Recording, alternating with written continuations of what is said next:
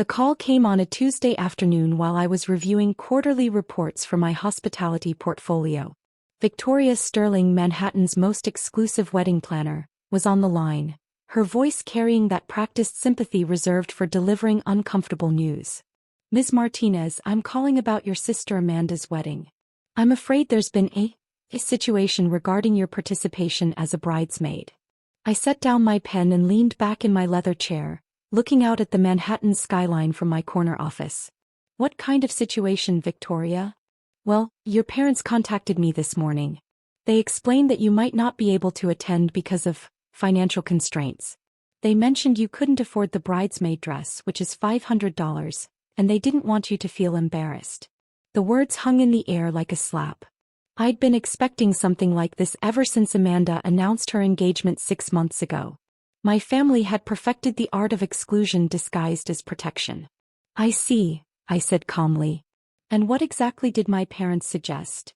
Victoria's discomfort was palpable through the phone. "They asked me to call and explain that it would be perfectly understandable if you couldn't make it. They said you're going through a difficult time financially and they don't want to put pressure on you." I almost laughed. A difficult time financially. If only they knew that the struggling artist they pitted had built a $3.2 billion hospitality empire while they thought I was barely making rent in my tiny studio apartment. "Victoria, tell my parents I'll think about it and get back to them," I said. "Thank you for calling." After hanging up, I sat in silence for a moment, processing the familiar sting of being dismissed by my own family. They'd been doing this for years, making decisions about my life based on assumptions they'd never bothered to verify. To them, I was still Elena, the dreamy 22-year-old who'd dropped out of business school to pursue art. They had no idea that my art had evolved into acquiring and transforming luxury properties across 3 continents. While they saw failure, I'd been building an empire, one carefully chosen investment at a time. The irony was delicious. Amanda's dream wedding was being held at Grandview Estate, the crown jewel of Westchester County's event venues. What my family didn't know was that I'd purchased the property 2 years ago through one of my subsidiary companies, Sterling Hospitality Group. They'd been planning their perfect wedding at my venue, bad-mouthing my financial situation to my own employee. I picked up my phone and scrolled through my contacts until I found Amanda's number. My sister and I had once been close, but that changed when she married into the Patterson family and absorbed their values about success, image, and worth. She'd slowly joined my parents in treating me like the family disappointment. Instead of calling Amanda, I decided to wait. Tomorrow was Wednesday, exactly 1 week before the wedding. If I was going to make my move, timing would be everything. That evening, I sat in my penthouse apartment overlooking Central Park, a glass of wine in hand, thinking about how we'd gotten here. Growing up, my parents had always favored Amanda. She was the perfect daughter, law degree from Columbia, married to a successful investment banker, living in the right neighborhood, saying the right things. I was the wild card, the one who asked too many questions and refused to follow the predetermined path. When I dropped out of business school to pursue art, they were devastated. When I moved into a tiny studio apartment in Brooklyn and started selling paintings at local markets, they were ashamed. What they didn't see was that I was learning, watching, and quietly acquiring properties that everyone else overlooked. My first purchase was a rundown bed and breakfast in the Catskills. The owners were desperate to sell and I got it for $180,000. I spent 6 months renovating it myself, learning construction, design, and hospitality management. When I reopened it as an upscale retreat, bookings exploded. The profit from that sale funded my next purchase and then the next. While my family pitted my struggling artist lifestyle, I was building relationships with property developers, learning about markets and identifying opportunities. I kept my real life hidden, partly for privacy, but mostly because I'd grown tired of having to prove myself to people who'd already decided I was a failure. The next morning, I arrived at my office early and called Victoria directly. "Victoria, it's Elena Martinez. I wanted to follow up on yesterday's conversation." "Of course, Elena. Have you made a decision about Amanda's wedding?" "I have. I'll definitely be attending. In fact, I'd like to make a few adjustments to the arrangements." "Oh, wonderful. I'll let your parents know you've sorted out the dress situation. What kind of adjustments did you have in mind?" I smiled, looking out at the city below. "Nothing major. I just want to ensure everything runs perfectly." After all, it's going to be a very memorable day for everyone involved. Absolutely. Grandview Estate is our premier location. The Patterson family spared no expense. The total cost is approaching $400,000. $400,000. That was more than most people made in 5 years. Yet my parents had convinced themselves I couldn't afford a $500 dress. Victoria, I need to ask you something. As Amanda's sister, I'd like to contribute something special to the wedding. Could you set up a meeting for me with the venue management? I have some ideas for additional touches that might make the day even more special. That's so thoughtful of you, Elena. I'll arrange a meeting with the estate manager for this afternoon. They're always open to enhancing their events. Perfect. And Victoria, let's keep this between us for now. I want it to be a surprise. After ending the call, I called my assistant Sarah into my office. She'd been with me for 3 years and was one of the few people who knew the full scope of my business operations. Sarah, I need you to prepare a comprehensive report on Grandview Estate. Financial records, staffing, upcoming events, everything. Also, compile a guest list for Amanda Martinez's wedding this Saturday. Sarah raised an eyebrow. The Martinez wedding, isn't that your sister? It is. And it's time my family learned a few things about the business world. By noon, Sarah had delivered a thick folder containing everything I needed to know about Saturday's event. The guest list read like a who's who of New York society. Politicians, business leaders, old money families. My parents had been planning this wedding for months, treating it as their chance to showcase their success and social connections. At 2 p.m., I arrived at Grandview Estate for my meeting with the venue management. The estate was even more beautiful than I remembered from my last visit. Rolling hills, manicured gardens, and a stunning mansion that had been converted into the perfect event space. I'd purchased it because I recognized its potential, but standing here now I felt proud of what my team had accomplished. Marcus Webb, the estate manager, greeted me in the main foyer.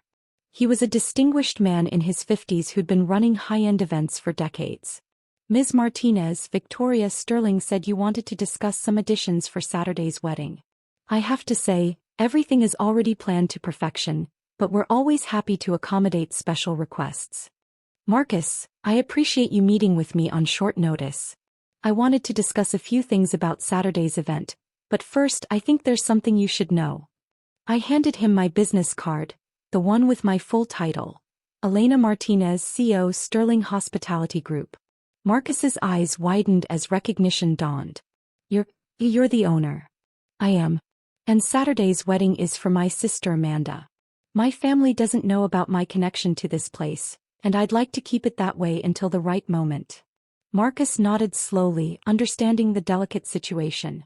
How can we help make this wedding memorable for the right reasons? I want everything to proceed exactly as planned until the reception dinner. Then I'd like to make a small announcement. Nothing dramatic, just a toast that might surprise a few people. Of course. And might I say, it's an honor to host your family's celebration. Your vision for this estate has been remarkable. Thank you, Marcus. There's one more thing. I understand my parents have been concerned about my financial situation. They've told several vendors that I can't afford certain aspects of the wedding. I'd like to address that. What would you like us to do?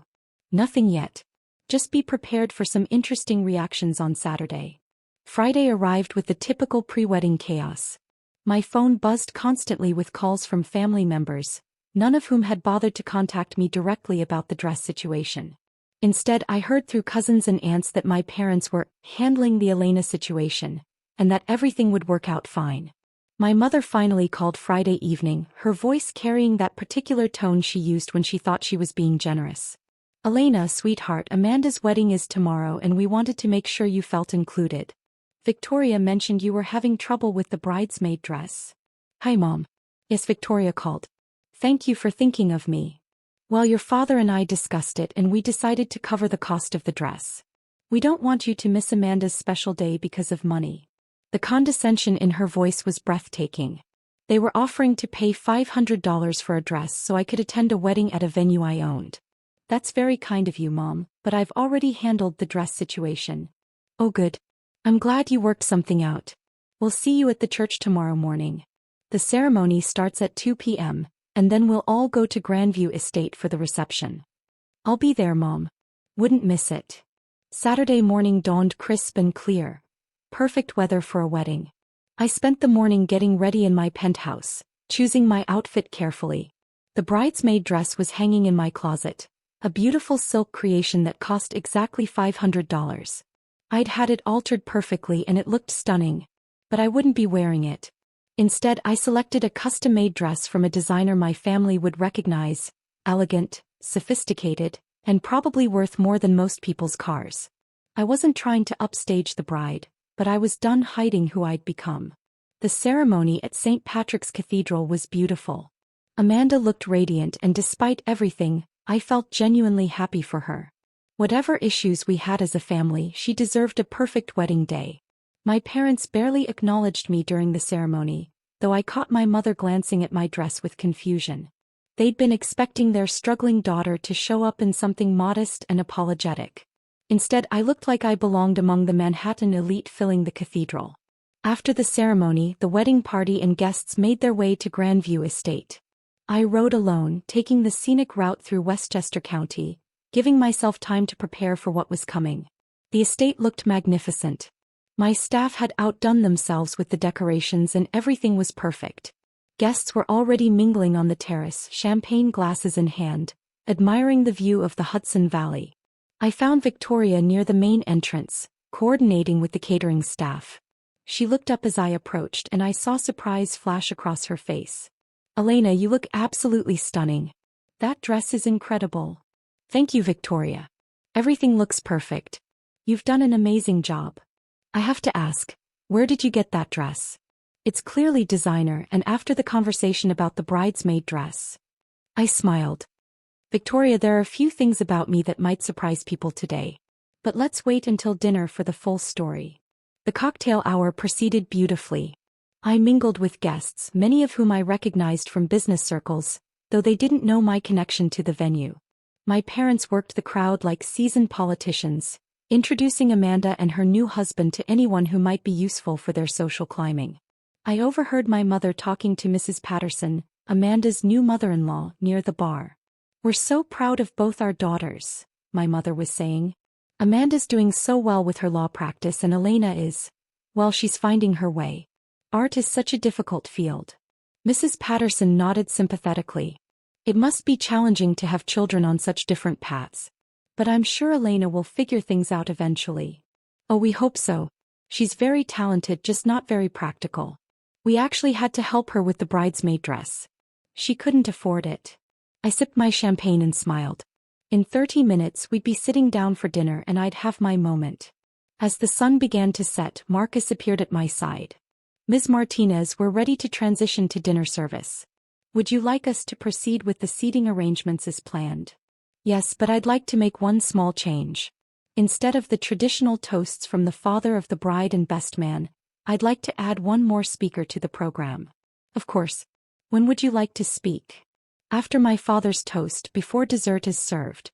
That should give everyone time to settle in."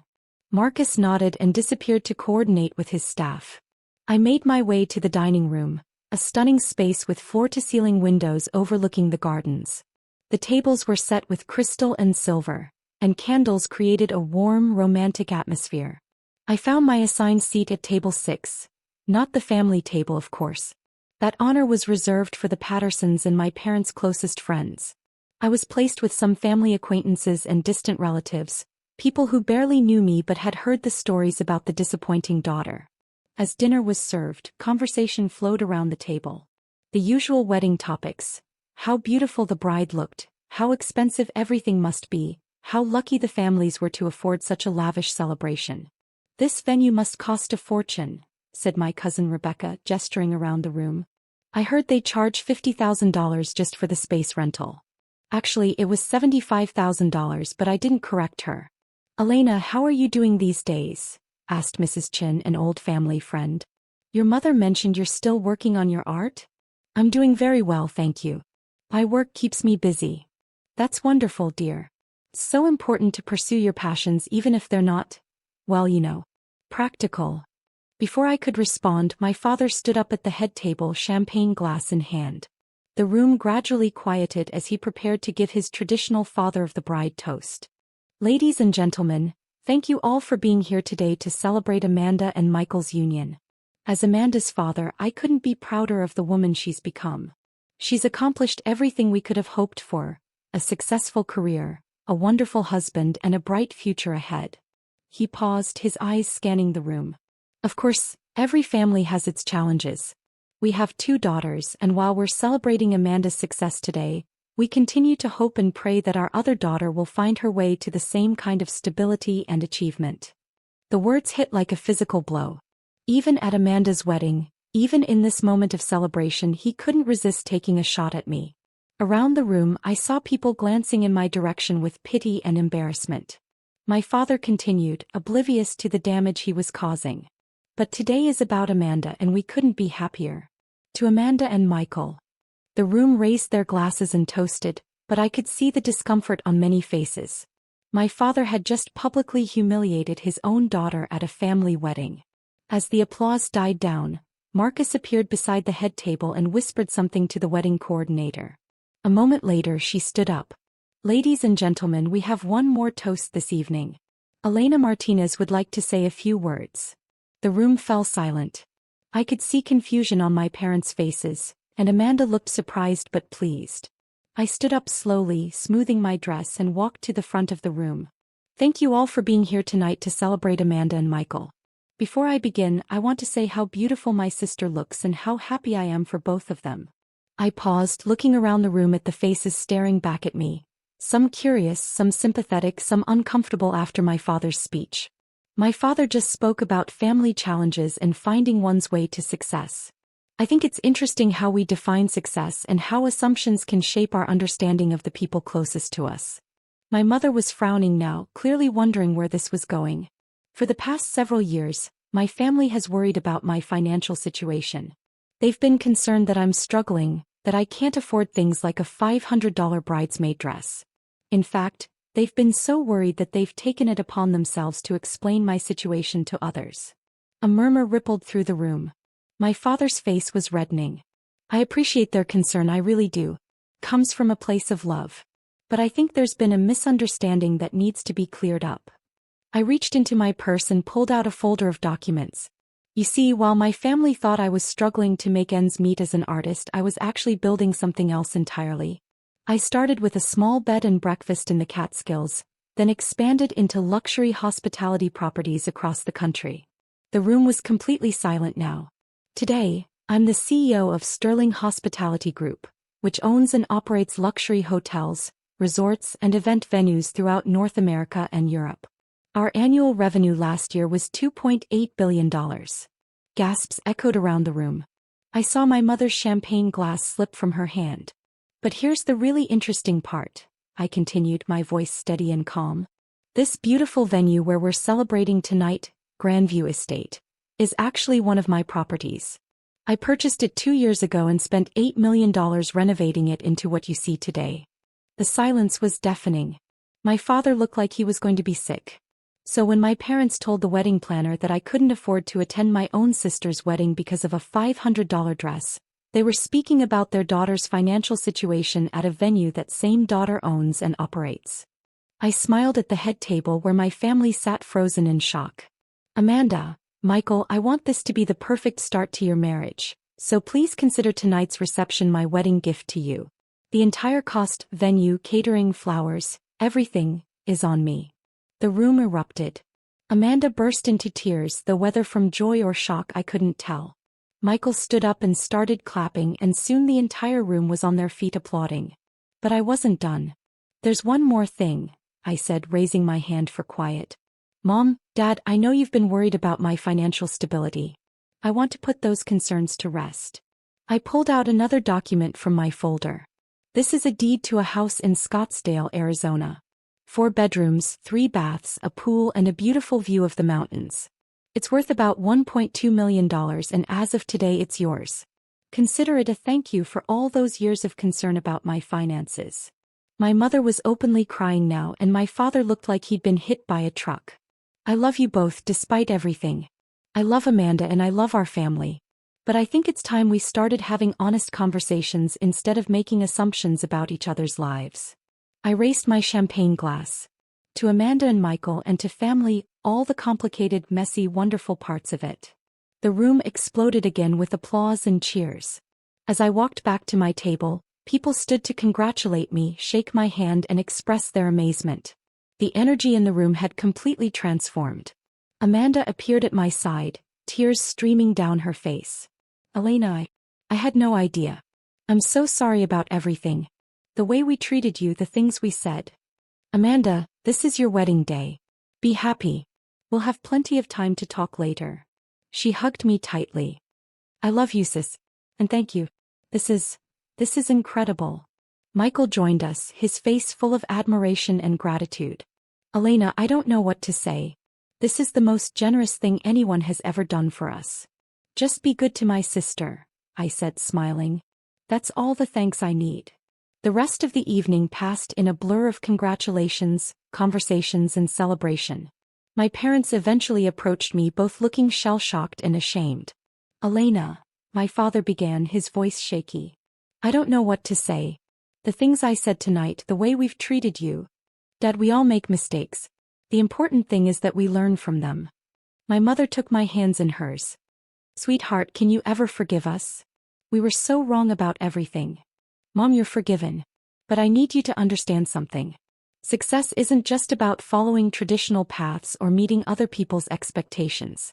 It's about finding your own way and building something meaningful. We see that now, she said. We see that we never really saw you at all. As the evening wound down and guests began to leave, I found myself standing on the terrace overlooking the gardens I'd spent months designing. The wedding had been perfect. Amanda was happy and my family finally knew the truth. Marcus appeared beside me with a final glass of champagne. Ms. Martinez, if I may say so, that was one of the most memorable toasts I've ever witnessed at this venue. Thank you, Marcus. I think it was time for some honesty. The staff has been talking. They're all incredibly proud to work for someone who handled that situation with such grace and generosity. I smiled, looking out at the peaceful gardens. You know what the funny thing is? I never intended to reveal everything tonight. I was planning to maybe mention my ownership of the venue quietly, just to make a point. But when my father gave that speech, sometimes the universe gives us the perfect moment to set the record straight. Exactly. My phone buzzed with a text from Amanda. Thank you for the most amazing wedding gift ever. But more than that, thank you for showing me what real strength looks like. I love you, big sister. I smiled and typed back, I love you too. See you at Sunday dinner. Her response came immediately, wouldn't miss it. And Elena? Next time you buy a venue, maybe give us a heads up. I laughed, feeling lighter than I had in years. Sometimes the best revelations are the ones that bring families together instead of tearing them apart. As I walked to my car, I thought about the journey that had brought me here. Building a business empire had been challenging, but navigating family relationships had been far more complex. Tonight, finally, both parts of my life had come together. My phone rang as I reached my car. It was Victoria. Elena, I had to call. That was the most incredible evening I've ever planned. But I have to ask, did you really build $1 billion company while your family thought you were a struggling artist? It's complicated, Victoria. But yes, that's essentially what happened. How does someone hide that level of success? I smiled, starting my car and heading toward the city lights in the distance. Very carefully and with a lot of patience. But mostly you just wait for the right moment to tell the truth. As I drove home to my penthouse, I reflected on what had changed and what hadn't. I was still the same person who'd dropped out of business school to pursue a different path. I was still the daughter who disappointed her parents' expectations. But now, finally, my family knew the whole story. The best part wasn't the money or the success or even the shock on their faces. The best part was Amanda's text and my parents' genuine remorse, and the possibility that we could build something better together. Sometimes the greatest victory isn't proving you were right all along. Sometimes it's using your success to bring the people you love back together. Monday morning, I arrived at my office to find a dozen roses from Amanda and a handwritten note from my parents asking if we could have lunch to talk about starting over. My assistant Sarah was grinning when she handed me the messages. I take it the wedding went well? She asked. It did. Better than I expected, actually. And your family? I smiled, thinking about the long road ahead of rebuilding relationships and creating new understanding. They're learning. We all are. As I settled into my desk to start another day of running my empire, I felt something I hadn't experienced in years. The possibility that success and family didn't have to be mutually exclusive after all.